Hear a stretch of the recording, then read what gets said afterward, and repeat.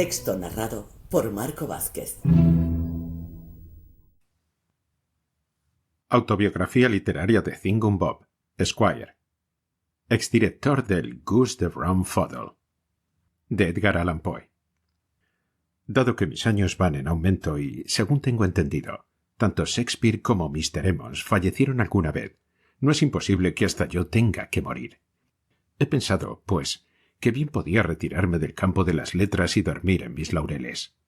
Pero ansío dejar señalada mi abdicación del cetro literario con algún importante legado a la posteridad, y quizá nada mejor para ello que narrar la historia de los primeros tiempos de mi carrera. Tanto y tan constantemente ha brillado mi nombre ante los ojos del público, que no solo estoy dispuesto a admitir lo natural de ese interés universalmente provocado, sino a satisfacer la extrema curiosidad que inspiró siempre.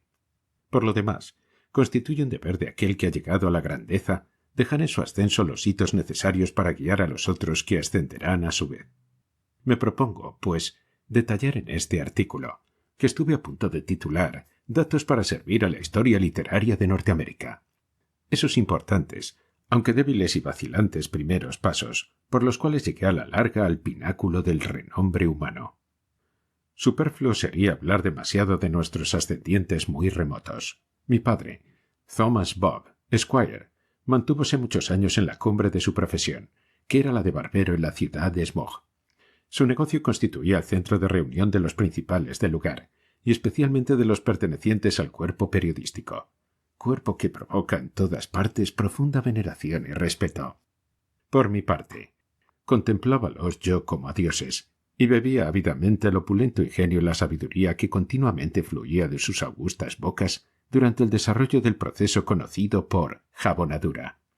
Mi primer momento de verdadera inspiración data de aquella época memorable, cuando el brillante director del Gadfly, en los intervalos del importante proceso mencionado, recitó en alta voz, ante un cónclave formado por nuestros aprendices, un inimitable poema en honor del único genuino aceite de Bob, así llamado por el nombre de su talentoso inventor, mi padre, y recibió por aquella fusión una generosa y real recompensa de la firma Thomas Bob y compañía, comerciantes barberos. El genio presente en las estrofas del aceite de Bob me infundió por primera vez el divino afflatus. Inmediatamente resolví llegar a ser un gran hombre, comenzando para ello por ser un gran poeta. Aquella misma noche caí de hinojos a los pies de mi padre. «Padre, perdóname», dije, «pero mi alma está por encima de la espuma de jabón. Tengo el firme propósito de marcharme del negocio. Quiero ser director, quiero ser poeta, quiero escribir estrofas al aceite de Bob. Perdóname y ayúdame a ser grande». «Querido Thingum», repuso mi padre. El nombre de Thingum me venía de un pariente rico así llamado. «Querido Thingum», agregó, levantándome por las orejas. «Thingum, muchacho, eres un real mozo, y gracias a tus padres has recibido un alma. Además, como tu cabeza es enorme, contiene sin duda un cerebro considerable. Hace tiempo que lo vengo notando, y por eso tenía pensado hacer de ti un abogado. Pero la profesión ha perdido su caballerosidad, y la de político no da para gastos. Creo que no estás desacertado. El negocio de director de periódico es lo mejor. Y si al mismo tiempo puedes ser un poeta, como lo son la mayoría de los directores, dicho sea de paso, pues bien, matarás dos pájaros de un tiro. Para estimularte en tus comienzos te asignaré una buhardilla. La buhardilla. Tendrás pluma, tinta y papel, un diccionario de la rima y un ejemplar del Gadfly. Supongo que no pretenderás nada más. Sería un ingrato y un villano si tal pretendiera, repuse entusiasmado. Tu generosidad es ilimitada. Te la retribuiré convirtiéndote en el padre de un genio. Terminó así mi confesión con el mejor de los hombres. Inmediatamente me consagré con todo celo a mis labores poéticas, ya que fundaba en ellas mis principales esperanzas para elevarme hasta la cátedra de la dirección periodística. En mis primeras tentativas de composición descubrí que las estrofas del aceite de Bob eran más un inconveniente que otra cosa. Su esplendor, en vez de iluminarme, me mareaba. La contemplación de su excelencia tenía, como es natural, que descorazonarme si la comparaba con mis propios abortos, por lo cual trabajé largo tiempo en vano. Por fin nació en mi mente una de esas ideas exquisitamente originales que alguna que otra vez invaden el cerebro de un hombre de genio. Hela aquí, o más bien, he aquí la forma en que la llevé a la práctica. En una vetusta librería situada en los aledaños de la ciudad, desenterré algunos volúmenes tan antiguos como desconocidos, que el librero me vendió por menos que nada. De uno de ellos, que pretendía ser la traducción de una obra llamada Inferno, de un tal Dante, copié con suma prolijidad un largo pasaje acerca de un individuo llamado Ugolino, que tenía varios chiquillos. De otro libro, que contenía numerosas obras de teatro del tiempo viejo, escritas por alguien cuyo nombre he olvidado, extraje del mismo modo y con idéntico cuidado muchos versos que hablaban de ángeles, sacerdotes bendiciendo la mesa, y espíritus malignos, y muchos más. De un tercero, que era obra de un ciego, no sé si griego o indio choctaw. No se puede pretender que me acuerde en detalle de cada insignificancia. Extraje unos 50 versos que empezaban hablando de la cólera de Aquiles, de grasa y otras cosas. De un cuarto, que según recuerdo, era también obra de un ciego, elegí 1 o 2 páginas llenas de salves y santa luz, y aunque me pregunto qué tiene un ciego que escribir acerca de la luz, de todos modos aquellos versos eran bastante buenos a su manera. Luego que hube pasado en limpio los poemas, los firmé a todos Opo del Doc, un hermoso sonoro nombre, y poniéndolos en sendos y bonitos sobres separados, los envié respectivamente a las 4 principales revistas literarias, solicitando su rápida publicación y pronto pago. Pero el resultado de este bien concebido plan, cuyo éxito me hubiera evitado tantos disgustos en el futuro, sirvió para convencerme de que no es posible embaucar a ciertos directores, y dio el coup de grâce, como dicen en Francia, a mis nacientes esperanzas, como dicen en la ciudad de los trascendentales. La cuestión es que cada una de las revistas dio un terrible vapuleo a Mr. Opo del Doc, en sus respuestas mensuales a los colaboradores. El Humdrum lo hizo de la siguiente manera. Opo del Doc, sea quien sea, nos ha enviado una larga tirada referente a un loco a quien llama Ugolino, padre de muchos hijos que merecían una buena azotaina, y que los mandaran a la cama sin cenar. El poema en cuestión es lamentablemente flojo, por no decir chato. Opo del Doc, sea quien sea, carece por completo de imaginación, y la imaginación, según pensamos humildemente, no sólo es el alma de la poesía, sino su corazón. Opo del Doc, sea quien sea, ha tenido la audacia de exigirnos rápida publicación y pronto pago de su cháchara. Jamás publicamos ni adquirimos colaboraciones de esa estofa. No cabe duda, sin embargo, que le será fácil encontrar comprador para todos los disparates que garrapaté en las redacciones de Rowdy-Dow, de Lollipop o del Goose de Rumfuddle. Preciso reconocer que todo esto era sumamente severo para Opo del Doc, pero el rasgo más cruel consistía en la impresión de la palabra poesía con mayúsculas. ¡Qué mundo de amargura no está contenido en esas 6 letras preeminentes! Pero Opo del Doc era castigado con igual severidad en el Rowdy-Dow, quien se expresaba así. Hemos recibido una muy singular e insolente comunicación de una persona que, sea quien sea, se firma Opo del Doc, profanando así la grandeza del ilustre emperador romano de ese nombre. Acompañando la carta de Opo del Doc, sea quien sea, encontramos abundantes versos, tan campanudos como repelentes e ininteligibles, que hablan de ángeles y ministros bendicientes, y que sólo insanos como un Nat Lee o un Opo del Doc son capaces de penetrar. Y por esta hojarasca de hojarasca se pretende que paguemos prontamente. No, señor, no. No pagamos cosas semejantes. Diríjase usted al Humdrum, al Lollipop o al Goose de Rumfuddle. Dichos periódicos aceptarán sin duda alguna cualquier desperdicio literario que se les ocurra enviarles, y también sin duda alguna prometerán pagarlo.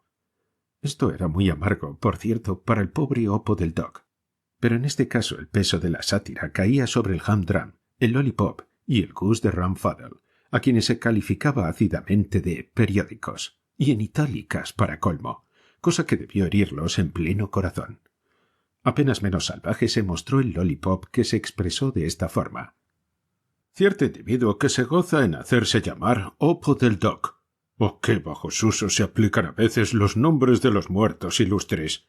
Nos ha hecho llegar 50 o 60 versos que comienzan de esta manera. La cólera de Aquiles, para Grecia calamitosa fuente de innumerables males, etcétera, etcétera. Informamos respetuosamente a Oppo del Doc, sea quien sea, que no hay en nuestra casa un solo aprendiz que no componga cotidianamente mejores versos. Los de Oppo del Doc no se pueden escandir.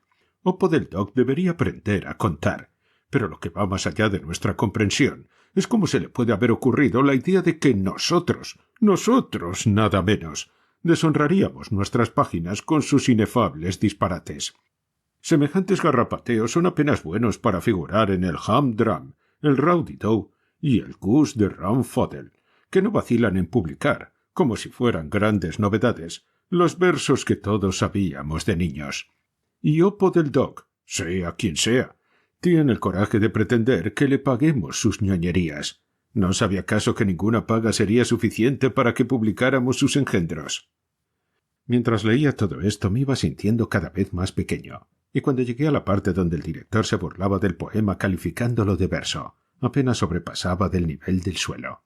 En cuanto a Oppo del Doc, comencé a sentir compasión por el pobre diablo, pero el Goose de Ramfodel mostró menos piedad que el Lollipop, si ello era posible, al decir: «Un lamentable poetastro que firma Oppo del Doc ha sido lo bastante tonto para imaginar que le publicaríamos y pagaríamos una rapsodia tan bombástica como incoherente que nos ha remitido, y que comienza con el siguiente verso más o menos inteligible. Salve santa luz, progenie del cielo primogénito». Decimos más o menos inteligible, pero Oppo del Doc, sea quien sea, tendrá la bondad de explicarnos cómo es posible que el granizo pueda ser luz santa. Siempre lo consideramos lluvia solidificada. Nos informará además cómo la lluvia solidificada puede ser al mismo tiempo luz santa, sea lo que sea, y progenie. Pues si sabemos algo de inglés, progenie solo se usa apropiadamente al referirse a niños de unas 6 semanas de edad. Pero sería ridículo seguir comentando esta absurdidad, pese a que Oppo del Doc, sea quien sea, tiene el cinismo incomparable de suponer que no solamente publicaremos sus ignorantes delirios, sino que, además, se los pagaremos. Esto es verdaderamente admirable. Estaríamos tentados de castigar al joven escritorzuelo por su egotismo, publicando sus efusiones verbatim e literatim, tal como las ha escrito. Ningún castigo podría ser más severo y bien se lo infligiríamos, si no quisiéramos evitar el hastío consiguiente para nuestros lectores. Que Oppo del Doc, sea quien sea, envíe sus futuras composiciones al Humdrum, al Lollipop o al Rowdy-Dow. Con toda seguridad se las publicarán. No hacen otra cosa en cada número que sacan. Sí, mejor es que se las envíe a ellos. Nosotros no nos dejamos insultar impunemente. Esto acabó conmigo, y en cuanto al Humdrum, el Rowdy-Dow y el Lollipop, jamás pude comprender cómo sobrevivieron. Mencionarlos con los caracteres más pequeños, con miñoñas, y ahí estaba la ofensa, al insinuar su inferioridad, su bajeza, mientras nosotros aparecía mirándolos desde lo alto de sus mayúsculas. Oh, era demasiado duro, era ajenjo, era hiel. Si yo hubiera pertenecido a uno de aquellos periódicos, no hubiera escatimado esfuerzo para llevar a los tribunales al Goose de Ramfodel. Habría podido basarme para ello en la ley destinada a prevenir la crueldad contra los animales. En cuanto a Oppo del Doc, fuere quien fuese, ya había perdido la paciencia con respecto a él, y no le guardaba ninguna simpatía. Era indudablemente un estúpido, fuere quien fuese, y merecía todos los puntapiés que acababa de recibir. El resultado de mi experimento con los viejos libros me convenció, en primer lugar, de que la honestidad es la mejor política, y en segundo, que si yo era incapaz de escribir mejor que Mr. Dante, los dos ciegos y el resto de la vieja camarilla, por lo menos me resultaría difícil escribir peor que ellos. Recobré el ánimo, pues, decidiéndome a lograr por fin algo completamente original, como dicen en las cubiertas de las revistas, a costa de cualquier esfuerzo y estudio. Una vez más coloqué ante mis ojos como modelo las brillantes estrofas del aceite de Bob, escritas por el director del Gadfly, y resolví fabricar una oda sobre el mismo sublime tema, rivalizando con la escrita. Mi primer verso no me costó trabajo. Decía así: exaltar en una oda el aceite de Bob. Luego de revisar mi diccionario en procura de todas las rimas adecuadas para Bob, me resultó imposible seguir adelante. Acudí entonces a la ayuda paterna, y después de varias horas de madura reflexión, mi padre y yo finalizamos el siguiente poema. Exaltar en una oda el aceite de Bob vale por todas las angustias de Job. Firmado, Snob. No hay duda de que esta composición no era muy extensa, pero aún me queda por aprender, como dicen en el Edinburgh Review, que la mera extensión de una obra literaria tiene algo que ver con su mérito. En cuanto a las alabanzas que hace la Quarterly del esfuerzo sostenido, me resulta imposible encontrarle el menor sentido. Por eso, todo bien considerado, quedé satisfecho con el éxito de mi virginal intento, y lo único que faltaba era decidir su destino. Mi padre sugirió que lo mandase al Gadfly, pero dos razones me lo impedían: los celos del director y la seguridad de que no pagaba las colaboraciones. Por eso, luego de larga deliberación, remití mi poema a las más dignas columnas del Lollipop y esperé los resultados con ansiedad, pero con resignación.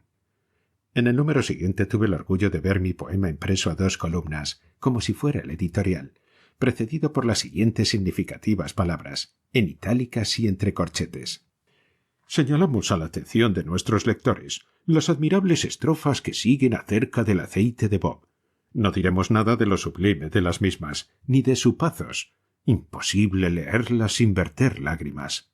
Aquellos que han padecido las tristes consecuencias de que la pluma de ganso del director del Gadfly osara profanar el mismo augusto tema, harán bien en comparar las dos composiciones.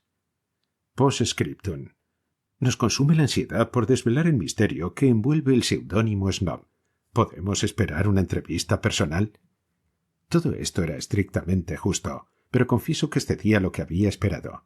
Lo reconozco, téngase bien en cuenta, para eterno deshonor de mi país y de la humanidad. De todas maneras, no perdí tiempo en presentarme al director del Lollipop, y tuve la buena suerte de que dicho caballero se hallara en casa. Saludóme con aire de profundo respeto, ligeramente teñido de paternal y protectora admiración, ocasionada sin duda por mi aire extremadamente joven e inexperto. Rogándome que tomara asiento, púsose a hablar inmediatamente sobre mi poema, pero la modestia me veda repetir los 1000 cumplidos que derramó sobre mí. Los elogios de Mr. Crabbe, pues tal era el nombre del director, no fueron sin embargo indiscriminados. Analizó mi composición con gran libertad y conocimiento, sin vacilar en señalarme algunos defectos insignificantes, circunstancia esta última que lo elevó grandemente en mi estima. Como es natural, el Gadfly fue puesto sobre el tapete, y espero no verme jamás sometido a una crítica tan escudriñadora, ni a reproches tan humillantes, como los que Mr. Crabbe dejó caer sobre aquella desdichada publicación. Habíame acostumbrado a considerar al director del Gadfly como un ser sobrehumano, pero Mr. Crabbe no tardó en quitarme esa idea. Tanto el aspecto literario como el personal de La Mosca, así calificaba satíricamente a su rival, fueron expuestos a su verdadera luz. La Mosca no valía nada. Había escrito cosas infames. Era un escritorzuelo de a 1 centavo la línea. Era un malvado. Había compuesto una tragedia que hizo morir de risa a todo el país, y una farsa que sumió el mundo en lágrimas. Fuera de esto, había tenido la imprudencia de publicar un panfleto contra él, Mr. Crabbe, y la temeridad de calificarlo de asno. Si en cualquier momento deseaba yo expresar mi opinión sobre Mr. Mosca, las páginas del Lollipop quedaban ilimitadamente a mi disposición. En el interín, era seguro que el Gadfly me atacaría por haberme animado a componer un poema rival sobre el aceite de Bob, pero Mr. Crabbe tomaba a su cargo lo concerniente a mis intereses privados y personales. Y si yo no salía de todo aquello convertido en un hombre cabal, no sería culpa suya. Habiendo hecho Mr. Crabbe una pausa en su discurso, cuya última parte me resultó imposible de comprender, me atreví a insinuar algo sobre la remuneración que creía merecer por mi poema, puesto que en la cubierta del Lollipop figuraba habitualmente una noticia según la cual la revista insistía en que se le permitiera pagar precios exorbitantes por todas las colaboraciones aceptadas, gastando con frecuencia más dinero en un solo y breve poema que el costo anual combinado del Humdrum, el Rowdy-Dow y el Goose de Rumfuddle. Apenas hube mencionado la palabra remuneración, Mr. Crabbe abrió mucho los ojos, todavía más la boca, llegando a adquirir la apariencia de un pato viejo extremadamente agitado en el momento de graznar. Quedóse así, llevándose una que otra vez las manos a la frente, como si pasara por una crisis de terrible desconcierto, y no cambió de actitud hasta que hube terminado lo que tenía que decir. Instantáneamente se hundió hasta lo más hondo de su asiento, como si le faltaran las fuerzas, mientras los brazos le colgaban inertes y su boca continuaba invariablemente abierta a la manera del pato. Mientras lo contemplaba a modo de estupefacción por una conducta tan alarmante, Mr. Crabbe saltó de pronto del asiento y corrió hacia la campanilla. Pero cuando aferraba el cordón, pareció cambiar de idea, pues se sumergió debajo de la mesa y volvió a aparecer con un garrote. Levantábalo ya, con finalidades que no podría explicar, cuando repentinamente se difundió en su rostro una sonrisa benigna y volvió a sentarse plácidamente a mi lado. «Señor Bob», dijo, pues yo había presentado mi tarjeta antes de aparecer en persona. «Supongo que es usted un hombre joven, muy joven». Asentí, añadiendo que todavía no había completado mi tercer lustro. «Ah, perfectamente», exclamó. «Ya veo, ya veo. No diga usted más. Con respecto a ese asunto de la remuneración, lo que ha dicho es muy justo. Casi diría que demasiado. Pero la primera colaboración, repito, la primera. Ninguna revista tiene por costumbre pagarla. ¿Comprende usted? Para decirle la verdad, en ese caso los recipientes somos nosotros». Mr. Crabbe sonrió con blandura al enfatizar la palabra. «En la mayoría de los casos se nos paga para que publiquemos una primera composición, sobre todo si es en verso.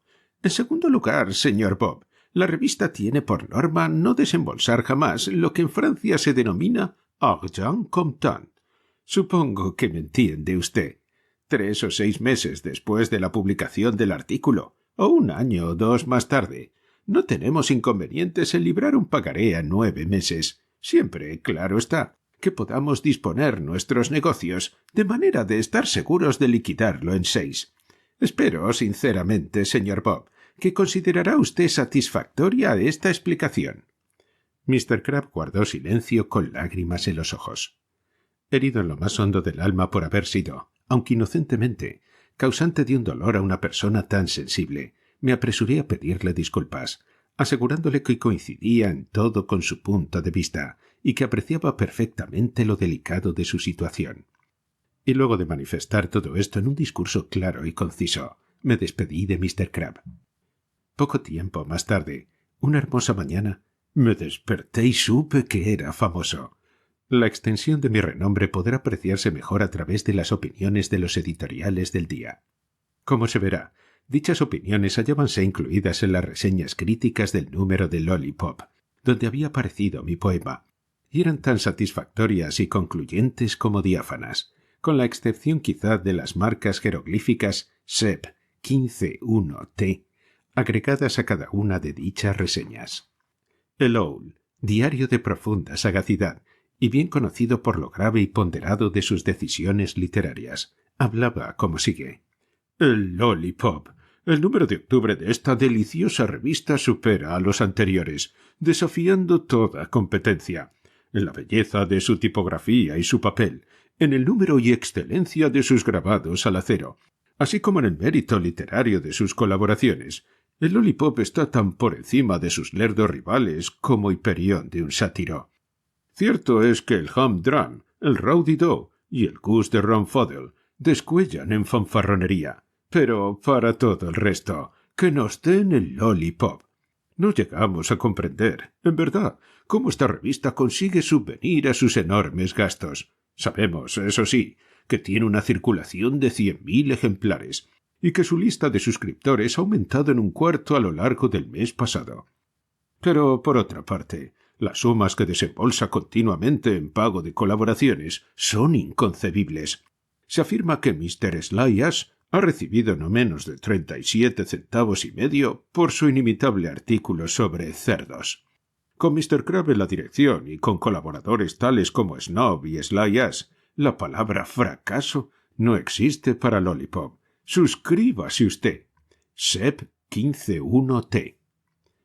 Debo confesar que me sentí muy contento con una reseña tan cordial proveniente de un periódico respetable como el Owl. Que mi nombre, es decir, mi nom de guerre, apareciera colocado antes que el del gran Slyas, me pareció un cumplido tan feliz como merecido.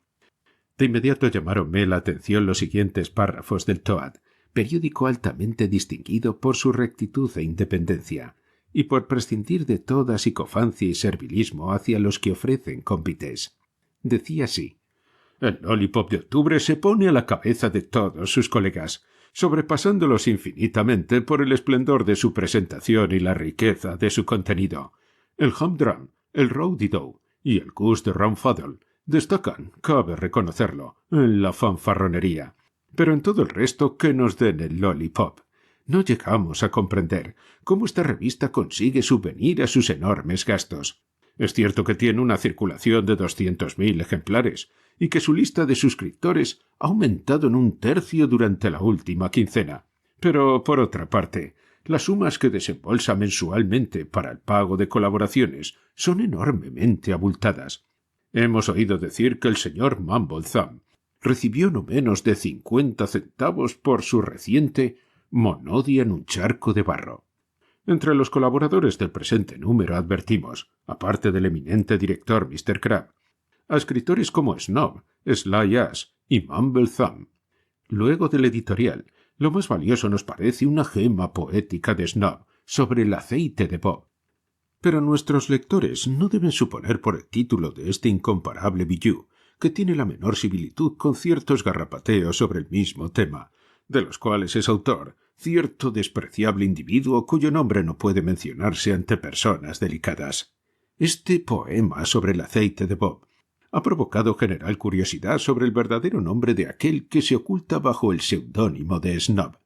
Afortunadamente, estamos en condiciones de satisfacer dicha ansiedad. Snob es el nom de plume del señor Thingum Bob, de esta ciudad, pariente del gran Mr. Thingum, de quien deriva su nombre, y vinculado con las más ilustres familias del estado. Su padre, Thomas Bob, Esquire, es un opulento comerciante de smog. Sep 15.1t. Esta generosa aprobación me tocó en lo más hondo, especialmente por emanar de una fuente tan reconocida, tan proverbialmente pura como el Toad. Consideré que la palabra garrapateo, aplicada al aceite de Bob del Gadfly, era notablemente apropiada y punzante. Sin embargo, las palabras gema y bijou, referidas a mi composición, me parecieron un tanto débiles. Me daban la impresión de carecer de la fuerza suficiente. No estaban lo bastante prononcés, como decimos en Francia. Apenas había terminado de leer el Toad, cuando un amigo me puso en la mano un ejemplar del Mole, diario que gozaba de gran reputación por la agudeza de su percepción de las cosas en general, y el estilo abierto, honesto y elevado de sus editoriales. El Mole hablaba del Lollipop como sigue: acabamos de recibir el Lollipop de octubre, y debemos decir que jamás la lectura de una revista nos proporcionó una felicidad tan suprema. Hablamos con conocimiento de causa. El Humdrum, el Rowdy-Dow y el Goose de Rumfuddle deberían cuidar sus laureles. Estos periódicos, sin duda alguna, sobrepujan a cualquiera en la vocinglería de sus pretensiones, pero para todo esto que nos den el Lollipop. No llegamos a comprender, en verdad, cómo esta revista consigue subvenir a sus enormes gastos. Es cierto que tiene una circulación de 300.000 ejemplares y que su lista de suscripciones ha aumentado al doble en la última semana. Pero, por otra parte, las sumas que desembolsa mensualmente para el pago de colaboraciones son asombrosamente crecidas. De buena fe sabemos que Mr. Fatquack recibió no menos de 62 centavos y medio por su última narración familiar, El paño de cocina. Los colaboradores de este número son Mr. Crabbe, el eminente director, Snob, Mumblethumb, Fatquack y otros. Pero, después de las inimitables composiciones del director, preferimos la efusión adamantina de la pluma de un poeta naciente, que escribe con el seudónimo de Snob, nom de guerre que, lo profetizamos, extinguirá algún día la radiación del de voz. Según hemos oído, Snob es el señor Thingum Bob, Esquire, único heredero de un acaudalado comerciante de esta ciudad, Thomas Bob, Esquire, y pariente cercano del distinguido Mr. Thingum. El título del admirable poema de Mr. Bob alude al aceite de Bob, y por cierto que se trata de un desdichado nombre, ya que un despreciable vagabundo, relacionado con la prensa de un penique, ha disgustado ya a la ciudad con sus garrapateos sobre el mismo tópico. No hay peligro, sin embargo, de que ambas composiciones puedan ser confundidas. Seb, 15.1t. La generosa aprobación de un diario tan clarividente como el Mole colmó mi alma de satisfacción. Lo único que se me ocurrió objetar fue que los términos despreciable vagabundo podrían haber sido sustituidos ventajosamente por odioso y despreciable villano, miserable y vagabundo. Pienso que esto hubiera sonado de manera más graciosa. Adamantino, además, expresaba insuficientemente lo que sin duda alguna pensaba el Mole de la brillantez del aceite de Bob. Aquella misma tarde en que leí las reseñas, llegó a mis manos un ejemplar del Daddy Long Legs, periódico proverbial por la amplísima latitud de sus apreciaciones. En él encontré lo siguiente: Lollipop. Esta rutilante revista acaba de publicar su número de octubre. Toda cuestión de preeminencia queda definitivamente descartada. Y de ahora en adelante sería completamente ridículo que el Humdrum, el Rowdy Doe o el Goose de Ramfuddle hicieran cualquier otro espasmódico esfuerzo por competir con ella. Dichas revistas podrán sobrepasar al Lollipop en vocinglería, pero en todo el resto que nos den el Lollipop.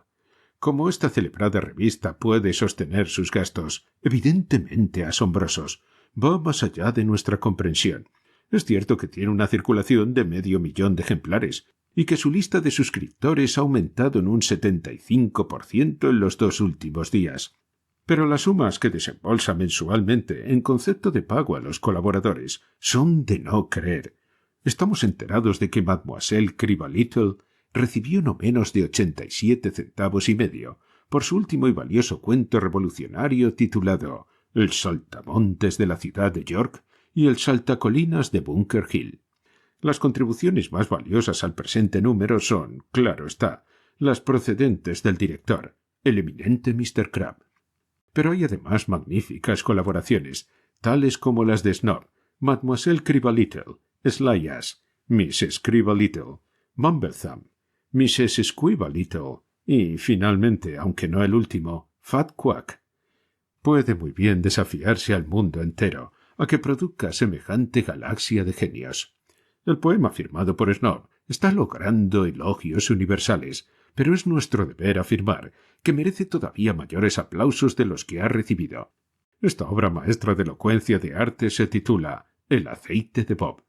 Uno o dos de nuestros lectores recordarán quizá, aunque con profundo desagrado, un poema de igual título, perpetrado por un miserable escritorzuelo matón y pordiosero a la vez, que, según tenemos entendido, trabaja como pinche en uno de los indecentes periodicuchos de los arrabales. A esos lectores les pedimos encarecidamente que no confundan ambas composiciones. El autor del aceite de Bob, según tenemos entendido, es Mr. Thingum Bob, Esquire, caballero de vastos talentos y profundos conocimientos. Snob es solo un nom de guerre. Seb, 15.1t. Apenas si pude contener mi indignación cuando llegué a la parte final de esta diatriba. Era claro como la luz que la manera entre dulce y amarga, por decir la gentileza, con que el Daddy Long Legs aludía a ese cerdo, el director del Gadfly, solo podían hacer de su parcialidad hacia él mismo y de la clara intención de exaltar su reputación a expensas de la mía. Cualquiera podía darse cuenta con los ojos entornados de que si la verdadera intención del Daddy hubiera sido la que pretendía, hubiese podido expresarla perfectamente en términos más directos, más punzantes y muchísimo más apropiados. Las palabras escritorzuelo, pordiosero, pinche y matón eran epítetos tan intencionalmente inexpresivos y equívocos que resultaban peores que nada, aplicadas al autor de las estrofas más innobles escritas por un miembro de la raza humana. Todos sabemos muy bien lo que quiere decir condenar con fingidos elogios. Pues bien, ¿quién podía dejar de advertir aquí el encubierto propósito del Daddy? Vale decir glorificar mediante débiles insultos. Pero lo que el Daddy había decidido decir a la mosca no era asunto mío. En cambio, sí lo era lo que decía de mí. Después de la nobilísima manera con que el Owl, el Toad y el Mole se habían expresado acerca de mis aptitudes, resultaba insoportable que un diarucho como el Daddy Long Legs se refiriera fríamente a mí, calificándome tan solo de caballero de vastos talentos y profundos conocimientos. ¡Caballero! Instantáneamente me resolví a obtener excusas por escrito o a llevar las cosas a otro terreno. Imbuido de este propósito, busqué un amigo a quien pudiera confiar un mensaje para el director del Daddy, y como el director del Lollipop me había dado señaladas muestras de consideración, decidí solicitar su asistencia. Jamás he llegado a explicarme de manera satisfactoria la muy extraña expresión y actitud con las cuales escuchó Mr. Crabbe la explicación de mis intenciones. Una vez más representó la escena del cordón de la campanilla y el garrote, sin omitir el pato. En un momento dado creí que iba realmente a graznar, pero su acceso cedió como la vez anterior, y se puso a hablar y a obrar de manera racional. Rechazó, sin embargo, ser portador del desafío, y me disuadió de que lo enviara, aunque fue lo bastante sincero como para admitir que Daddy Longlegs se había equivocado lamentablemente, sobre todo en lo referente a los epítetos caballero y de profundos conocimientos. Hacia el final de la entrevista, Mr. Crabbe, que parecía interesarse paternalmente por mí, sugirió que podría ganar honradamente algún dinero y al mismo tiempo aumentar mi reputación si de cuando en cuando hacía de Thomas Hogg para el Lollipop. Supliqué a Mr. Crabbe que me dijera quién era Mr. Thomas Hogg y de qué manera tendría yo que hacer su papel. Mr. Crabbe abrió mucho los ojos, como decimos en Alemania, pero luego, recobrándose de un profundo ataque de estupefacción, me aseguró que había empleado las palabras Thomas Hogg para evitar la baja forma familiar Tommy, pero que la verdadera forma era Tommy Hogg, es decir, Tomahawk, y que la expresión hacer de Tomahawk significaba escalpar, intimidar y, en una palabra, moler a palos al rebaño de los autores del momento. Aseguré a mi protector que si se trataba de eso estaba perfectamente decidido a hacer de Thomas Hogg, en vista de lo cual Mr. Crabbe me propuso liquidar inmediatamente al director del Gadfly, empleando el estilo más feroz que me fuera posible y dando la suma de mis posibilidades. Así lo hice sin perder un instante, escribiendo una reseña del aceite de Bob, el original, que ocupaba 36 páginas del Lollipop. Lo cierto es que hacer de Thomas Hogg me resultó una ocupación mucho menos pesada que la de poetizar, pues me confié completamente a un sistema, y la cosa resultó de una facilidad extraordinaria. He aquí cómo procedía. En un remate compré ejemplares baratos de los discursos de Lord Brougham, las obras completas de Cobbett, el diccionario del nuevo slang, el arte de desairar, el aprendiz de insultos, edición in folio, y la lengua, por Louis G. Clark. Procedí a cortar dichos volúmenes con una almohaza y luego, colocando las tiras en una sierra, separé cuidadosamente todo lo que podía considerarse como decente, apenas nada. Reservando las frases duras, arrojé a un gran pimentero de hojalata con agujeros longitudinales, por los cuales podía salir una frase entera sin que sufriera el menor daño. La mezcla quedaba entonces pronta para el uso. Cuando me tocaba hacer de Thomas Hogg, untaba un pliego con clara de huevo de ganso. Luego, desgarrando la obra que debía reseñar, en la misma forma en que había desgarrado previamente los libros, solo que con más cuidado, para que cada palabra quedase separada, arrojaba las tiras en la pimentera, donde se hallaban las otras, ajustaba la tapa, daba una sacudida al recipiente y dejaba caer la mezcla sobre el pliego engomado, donde no tardaba en pegarse. El efecto que lograba era bellísimo de contemplar, era cautivante. Por cierto que las reseñas que obtuve mediante este simple expediente jamás han sido superadas y constituían el asombro del mundo. Al principio, a causa de mi timidez, fruto de la inexperiencia, me sentí algo desconcertado por cierta inconsistencia, cierto aire bizarre, como decimos en Francia, que me presentaba la composición. No todas las frases coincidían, como decimos en anglosajón. Muchas eran sumamente sesgadas. Algunas estaban incluso patas arriba, y estas últimas sufrían siempre en su eficacia a causa de dicho accidente, con excepción de los párrafos de Mr. Lewis Clark, los cuales eran tan vigorosos y robustos que no parecían perder nada por la posición en que quedaban, sino que producían el mismo efecto satisfactorio y feliz de cabeza o de pie. Resulta un tanto difícil determinar lo que fue del director del Gadfly después de la publicación de mi crítica sobre el aceite de Bob. La conclusión más razonable es que lloró tanto que acabó por morirse. Sea como fuere, desapareció instantáneamente de la superficie terrestre, y nadie ha vuelto a saber nada de él. Cumplida satisfactoriamente esta tarea y aplacadas las furias, me convertí de golpe en el favorito de Mr. Crabbe. Me otorgó su confianza, me confirmó en mis funciones de Thomas Hogg del Lollipop, y como, por el momento, no podía pagarme sueldo, me permitió que usara discreción de sus consejos. «Querido Thingum», me dijo cierta noche después de cenar, «respeto sus talentos y lo amo como a un hijo. Será usted mi heredero. Cuando muera, le dejaré el Lollipop. Entretanto, haré de usted un hombre. Lo prometo, siempre que siga mis consejos. La primera cosa que debe hacer es quitarse de encima al viejo cargoso».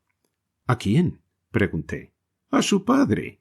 «Ah, comprendo lo de cargoso, en efecto». «Tiene usted que hacer fortuna, Thingum», continuó Mr. Crabbe, «y su padre es como una rueda de molino que lleva atada al cuello. Tenemos que cortarla inmediatamente». Yo saqué el cuchillo. «Debemos cortarla», agregó Mr. Crabbe, «de una vez por todas y para siempre. Ese viejo es una molestia. Bien pensado. Debería usted darle de puntapiés o de bastonazos, o algo por el estilo».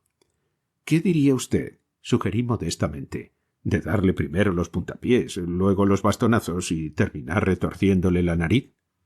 Mr. Crabbe me miró pensativamente unos instantes y luego contestó. «Pienso, señor Bob, que lo que usted propone es precisamente lo que se requiere, y que está muy bien hasta cierto punto. Pero los barberos son gentes difíciles de pelar, y por eso me parece que, después de cumplir con Thomas Bob las operaciones sugeridas, sería aconsejable que procediera a ponerle los ojos negros a puñetazos, de manera tan cuidadosa como completa, a fin de que no pueda volver a verlo a usted en los paseos de moda. Luego de esto no creo que sea necesario nada más. De todos modos, bien podía revolearlo 1 o 2 veces en el arroyo y confiarlo luego al cuidado de la policía. A la mañana siguiente bastará con que se presente a la comisaría y denuncie que se trata de un asalto». Me sentí sumamente emocionado por los amables sentimientos hacia mi persona que se traslucían en el excelente consejo de Mr. Crabbe, y no dejé de llevarlo inmediatamente a la práctica. Como resultado del mismo, me libré del viejo cargoso y comencé a sentirme un tanto independiente y con aires de caballero. Lo malo era que la falta de dinero me afectó mucho las primeras semanas, pero después de haber aprendido a usar mis ojos, descubrí cómo tenía que manejar la cosa. Nótese que digo la cosa, pues estoy informado de que la palabra latina correspondiente es rem. Dicho sea de paso, y ya que hablamos de latín, ¿podría decirme alguien el significado de quocunque y el de modo? Mi plan era extremadamente sencillo. Compré por menos de nada una 16ª participación en la revista The Snapping Turtle. Y eso fue todo. La cosa quedaba terminada así, y el dinero entraba en mi bolsillo. Cierto que hubo algunas cosillas insignificantes por hacer con posterioridad, pero no formaban parte del plan, sino que eran su consecuencia. Por ejemplo, compré pluma, tinta y papel, y los puse en furiosa actividad. Habiendo completado un artículo en esta forma, lo titulé «Fall Lol», por el autor del aceite de Bob, y la remití al Goose de Round Fuddle. Pero, como esta revista lo declarara disparate en sus respuestas mensuales a los colaboradores, cambié el título del artículo por el de Mantantirulirulá, por Thingum Bob, Esquire, autor de la Oda sobre el aceite de Bob y director de The Snapping Turtle. Así enmendado, volví a enviarlo al Goose de Round Fuddle, y mientras esperaba la respuesta, publiqué diariamente en The Snapping Turtle 6 columnas de lo que cabe calificar de investigación filosófica y analítica de los méritos literarios del Goose de Round Fuddle, así como de la persona de su director. Al final de la semana, el Goose de Round Fuddle descubrió que, para su equivocación, había confundido un estúpido artículo titulado Mantantirulirulá, compuesto por algún ignorante anónimo, con una gema de resplandeciente brillo que respondía al mismo título y que era obra de Thingum Bob, Esquire, el celebrado autor del aceite de Bob. El Goose de Round Fuddle lamentaba sinceramente este muy natural accidente y prometía que el verdadero Mantantirulirulá sería publicado en el número siguiente de la revista. La verdad es que pensé, realmente pensé, lo pensé en el momento, lo pensé entonces y no tengo razón para pensar de otro modo ahora, que el Goose de Round Fuddle se había equivocado de veras. Con las mejores intenciones del mundo, jamás he conocido nada capaz de tantas equivocaciones como esa revista. A partir de ese día empecé a tomarle simpatía, y el resultado fue que no tardé en comprender la profundidad de sus méritos literarios, y no dejé de explayarme sobre ellos en The Snapping Turtle, toda vez que se me prestaba oportunidad. Y cabe considerar como una coincidencia muy peculiar, como una de esas muy notables coincidencias que hacen pensar seriamente a un hombre, que esa total modificación de mis opiniones, que ese completo bouleversement, como decimos en francés, que ese absoluto trastocamiento, si se me permite emplear este término más bien enérgico de los Choctaws, entre mis opiniones, por una parte, y las del Gus de Rumfuddle, por otra, volviera a producirse, a breve intervalo y en condiciones similares, entre el Rowdy-Dow y yo, y entre el Humdrum y yo. Fue así como, por un golpe maestro de genio, consumé finalmente mis triunfos llenándome los bolsillos de dinero, y así también como principió, según cabe afirmarlo verdadera y notablemente, esa brillante y fecunda carrera que me hizo ilustre, y que hoy me permite decir con Chateaubriand, he hecho historia, j'ai fait l'histoire. Sí, he hecho historia. Desde aquella radiante época que acabo de consignar, mis acciones y mi trabajo son propiedad del género humano. El mundo entero los conoce. Inútil me parece, pues, detallar cómo, remontándome rápidamente, me convertí en heredero del Lollipop, cómo uní esa revista con el Humdrum, y cómo adquirí luego el Rowdy-Dow, combinando las tres publicaciones, cómo, finalmente, hice una oferta al único rival remanente y reuní toda la literatura de la región en una sola y magnífica revista, conocida en todas partes con el nombre de Rowdy-Dow, Lollipop, Humdrum y Gus de Rumfuddle. Sí, he hecho historia. Mi fama es universal. Se extiende hasta los más alejados confines de la tierra.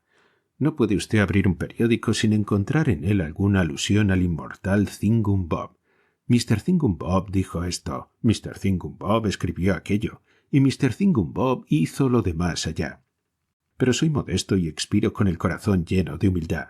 Después de todo, ¿qué es ese algo indescriptible que los hombres persisten en llamar genio? Coincido con Buffon y con Hogarth. No es más que asiduidad. Contempladme. Cuánto trabajé, cuánto bregué, cuánto escribí. Oh, dioses, lo que habré escrito. Siempre ignoré la palabra facilidad. De día no me apartaba de mi mesa y de noche, pálido estudiante, veía consumirse la bujía. Deberíais haberme visto. Sí, deberíais. Me inclinaba a la derecha, me inclinaba a la izquierda, me sentaba hacia adelante, me sentaba hacia atrás, me sentaba tête baissée, como dicen los chicapús, acercando mi rostro a la página alabastrina.